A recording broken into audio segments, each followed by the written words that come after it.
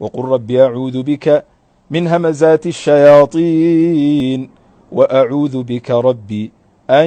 يحضرون ducadaa ha ka tegina markaad afuraysaan markaad afurtaan kadib habeenkii qiyaamuleylka ducadaa in badan oo dadka ka mida way halmaamsan yihiin naftayda iyo naftiina waxaan ugu dardaarmayaa ducadaa inaad ku celcelisaan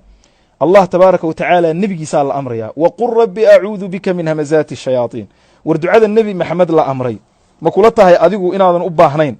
oo adigu aad ka kaaftoomi karto laa kalaa wa alfa kalaa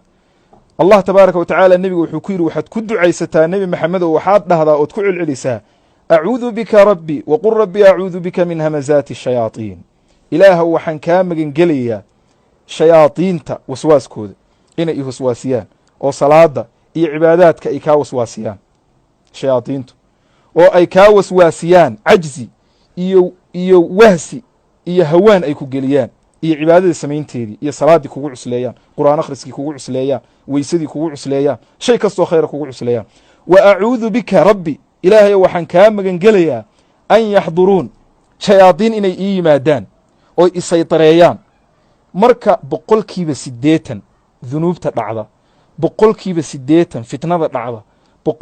80%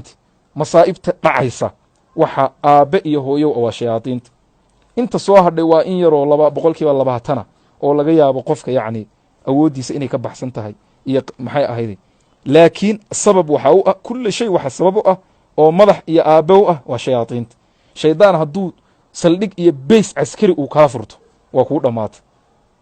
marka ducadaas yaan la halmaamin markaad ducaysanayso rabbi acuudu bika min hamazaati الshayaaطiin waacuudu bika rabbi an yaxduruun rabbi acuudu bika min hamazaati الshayaaطiin waacuudu bika rabbi an yaxduruun bal ducadaa ila tijaabiya idinku isbedel weyn baa nolosheena ku arki doontaan cibaadadaa kuu fududaanaysa